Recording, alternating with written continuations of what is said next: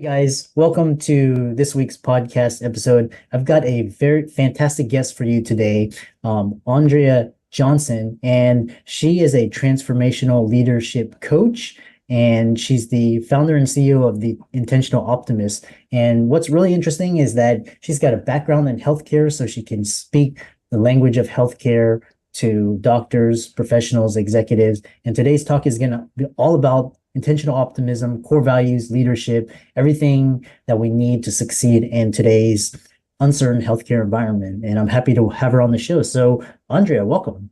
Thank you, Chris. I'm happy to be here. And as we were discussing earlier, it feels a little bit like home talking to doctors and dentists.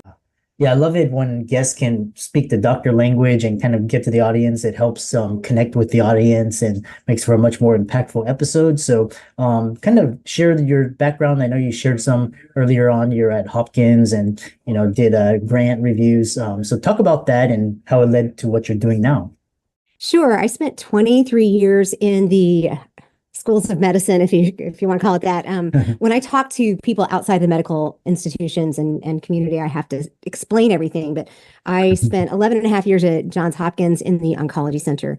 And I spent 11 and a half years at the University of Virginia in this, not entirely in the School of Medicine. Some of it was in the main office for research administration.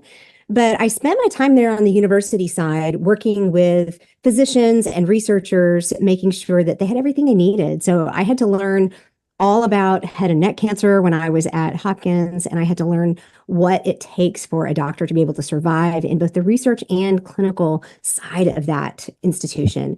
And then when I moved to the University of Virginia, I dove into research administration and realized I couldn't push papers all day. I needed the interaction with the individuals. And so one of the things that I just loved about doing that work was that I got to help people figure out what made their mission better.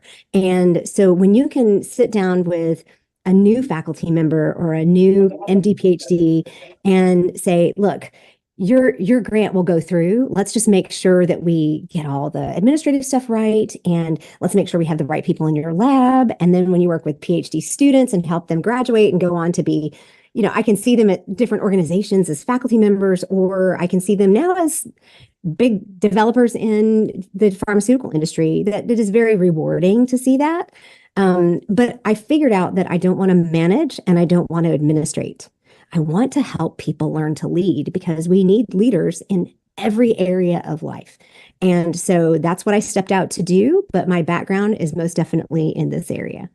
Yeah, so beautifully said. And when I was in grad school, and also we talk about how supportive the environment is so that you can achieve your goals. And so I love when we could talk to staff and get grants through and all of that. So one thing I have question is this big idea of intentional optimism.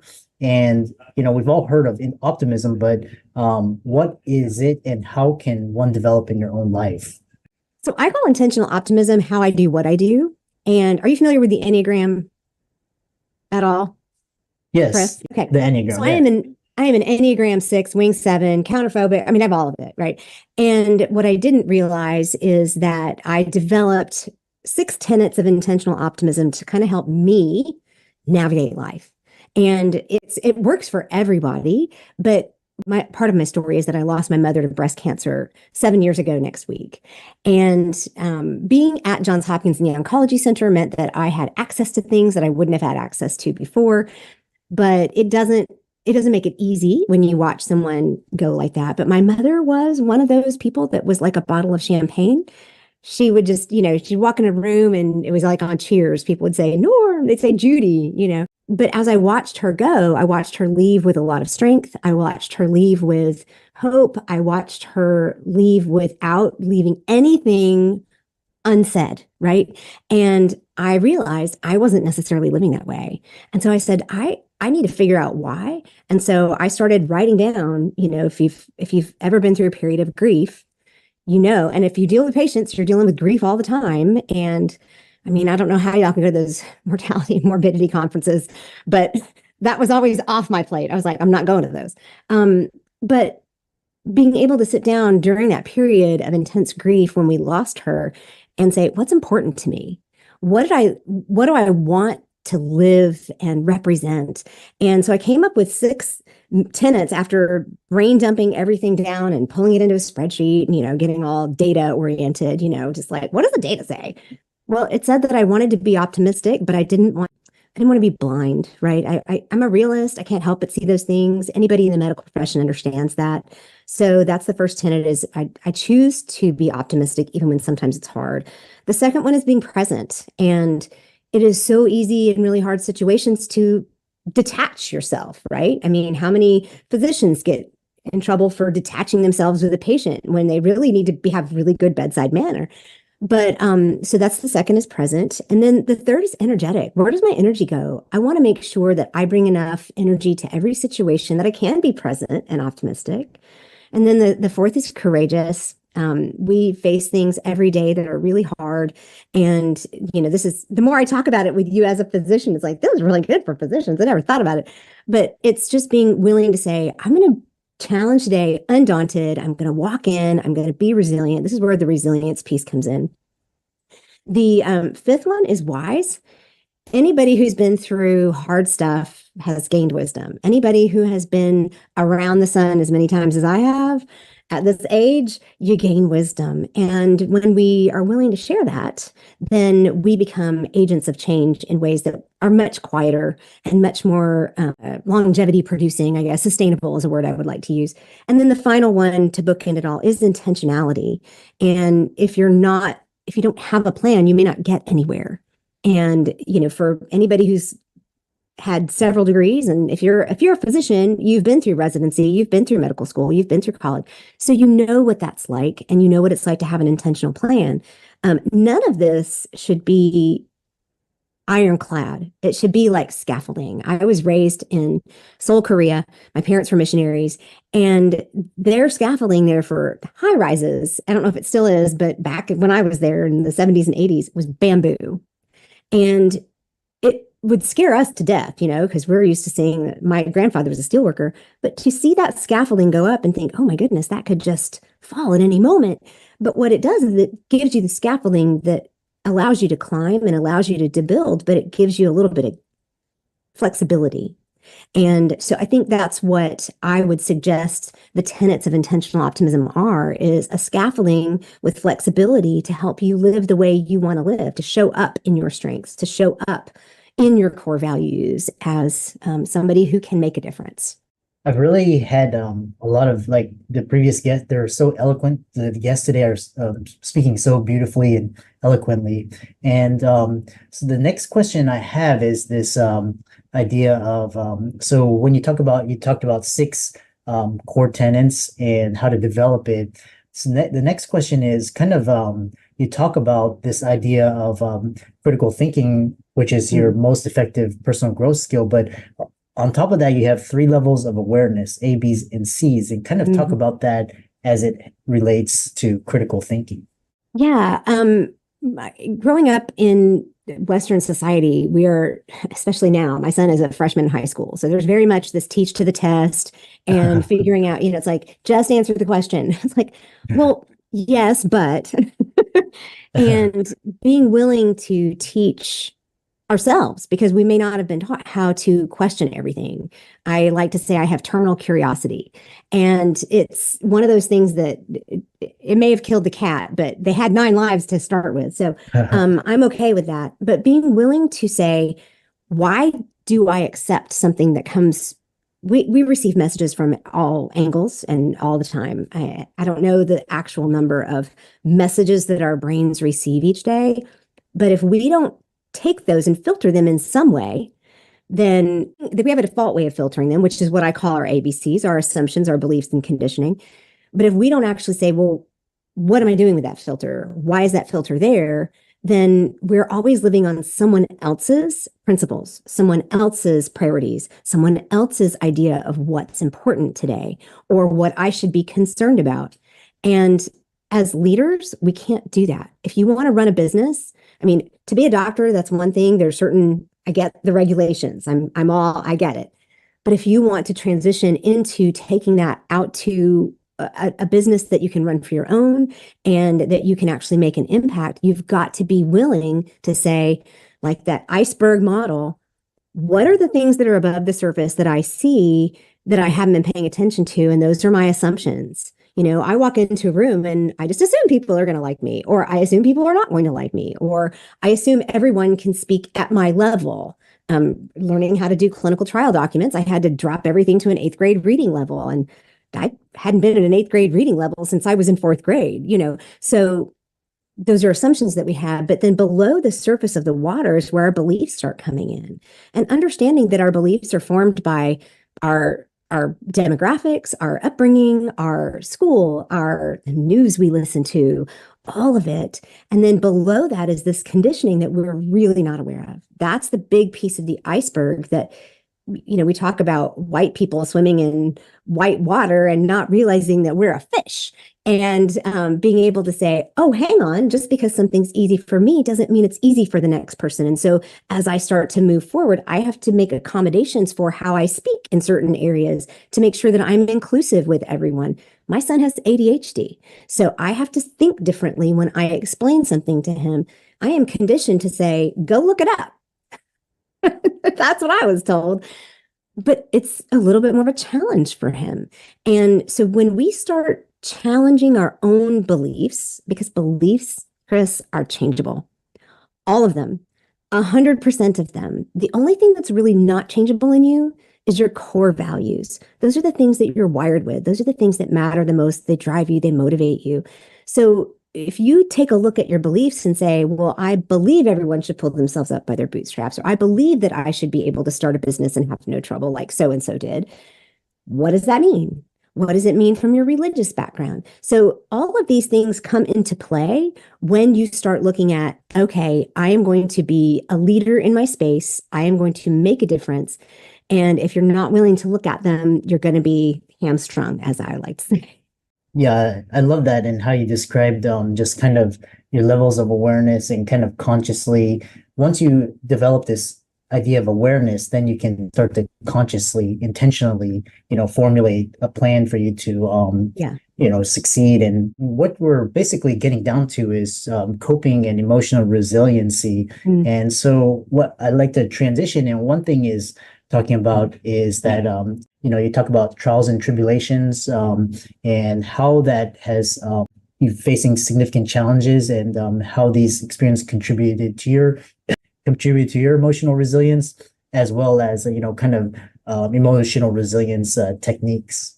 Sure. The first thing that I want to say to everybody is that we don't know what we know until we know it.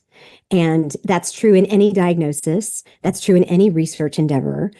And being in a research environment helped me understand that a negative answer is still an answer, right? That's still an answer to a research hypothesis. And even though it's a hard thing, we learn from it. So when I talk about going through trials and tribulations, one of them I already mentioned was, I mean, we all have hard things, right? It's like, I'm not special. But my mother dying of cancer after 15 years of that and 3 years of lupus before, so all of those things together, growing up overseas sounds like a cakewalk, but it's not for a 7-year-old kid who is like tossed into a whole new environment. We see that happening with other kids coming to the United States in a whole new environment. We see it with kids who have different neurodiversity than the norm. But for me, it was things like that. It was things like, and being in Korea during the time when the DMZ was always being challenged, and my dad was usually down country somewhere. So it was like me and my mom and my sister.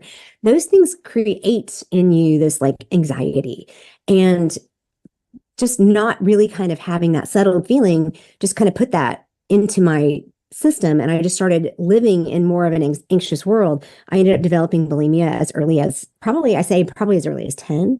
And so I took that on as a coping mechanism, which is not a healthy coping mechanism. But then ended up putting myself in the hospital for bulimia and depression when I was 20. And that was the first time somebody looked at me and said, it's okay to say you can't handle life on life's terms. It's okay to take a minute for yourself and do some mindfulness practices. I'd never even heard of that. And so I learned things like staving off a panic attack with the five senses. It's like I see five things, I taste two things, working your way down. So different coping mechanisms and tactics. But I went through early menopause. I at 39, and so we ended up adopting my son at 42, which is why he's just a freshman in high school. So we're late parents. Then to discover he's ADHD. My grandfather committed suicide. I mean, it's just he just had kidney failure, and he just couldn't take it. And just one thing after another. My husband is a pastor, and we were 18 months into his first pastorate in Baltimore, and I was sat down by a couple of deacons and said, "We're going to ask that he gets fired, and it's because of you." And I'm like, "What?" So when you go through hard things, if you're willing to see them as things that you can learn from, that's how you develop resilience. Resilience is the ability to bounce back from any given circumstance. And it may take you years to bounce back from the first hard thing or from any one hard thing. You might bounce back from one thing easier than another. I just did a conference here. I'm a Maxwell certified leadership trainer and coach. And every year he does a Live to Lead conference. And Ryan Leake was one of our speakers this year. And one of the things he talked about in chasing failure was it's easier to bounce back from a $15, oops, I forgot to turn off that prescription, that subscription, than it is from a $15,000, oops, I shouldn't invest in that. But we learn from all of them.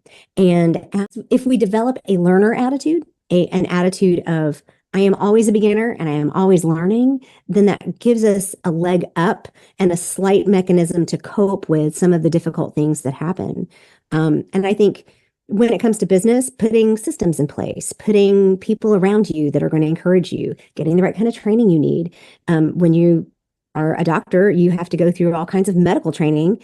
And if you're transitioning into business, I have met two doctors in my life in 23 years of working with doctors who had good business sense, and both of them also had MBAs. So be willing to get yourself some training because you're not trained for that. And be willing to say, I need some help. So it may be that you need a leadership coach. It may be that you need some business courses or something like that. But when you start looking at these quote setbacks or hard things as learning opportunities, that's where your resilience starts to come from.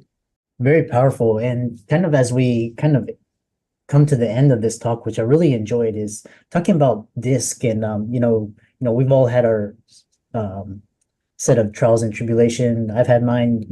One thing I've learned is it's how we perceive things and how we take that as either gifts or lessons, and kind of progress, even though it could be very tragic.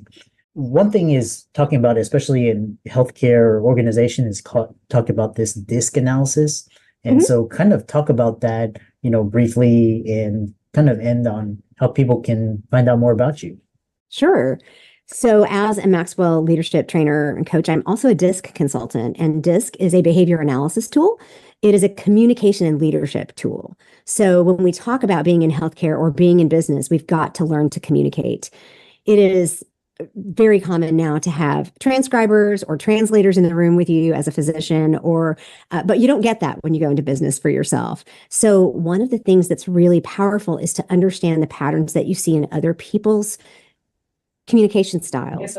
When we talk about DISC, it is a report that you can get from a lot of different places. You can do a free one online, but the report that you get, as it's like when you get data, right? You can get raw data, or you can get interpreted data, or you can get data that's interpreted in specific ways. And the Maxwell report is actually a leadership and communications report. It's 30 pages long, and it gives you all kinds of data that you can then use on an immediate basis and put into play for personal growth and for leadership and for sales or marketing or anything like that.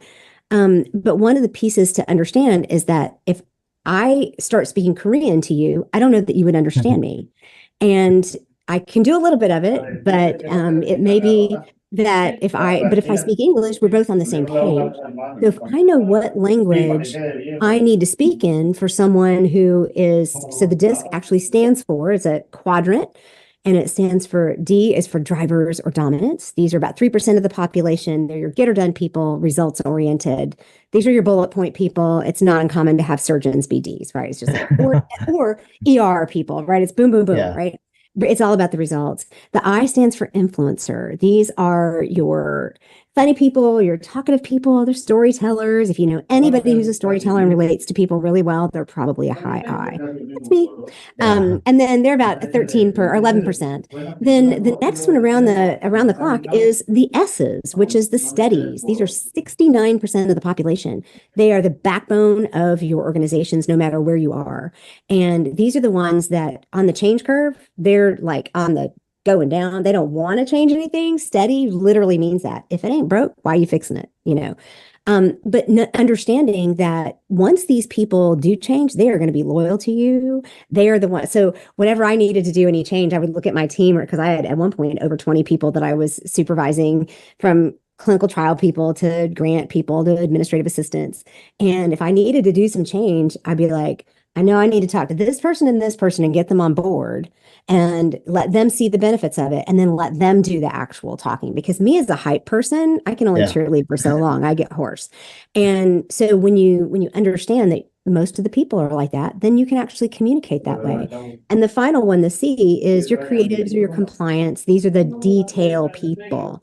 These are your like my husband is one of these either musical people or your accountants, your financial people. But it can also be like I have an oncologist that I have worked with who is a straight C. Usually we have all of them, and we do to a certain extent, but for she represented so high on the C scale. But for her, every single piece of every single patient was detailed out. She wanted to know all of it. So when you know who you're speaking to, you know that if a C is not asking you questions because they don't trust you, they want the right answer. An I wants to tell you a story, and if you cut them off, you've offended them. And a D just really wants to get out the door. Can we take this? Can we be done with this? Can we make a decision to move? But if you know those things, it really helps you. So what I do is I offer both just the straight assessment, or I offer individual one-on-one coaching with that. Like I can do a debrief, a 90 minute to a 2 hour debrief to kind of walk through yours personally. I can add coaching on the end of that. But I also do that in organizations, and it's really fun to put an entire team in the room and say, all right, y'all, let's see, these people are this and these people are this. It makes the light bulbs go on. So I have a couple of Yeah. things that would help out your listeners.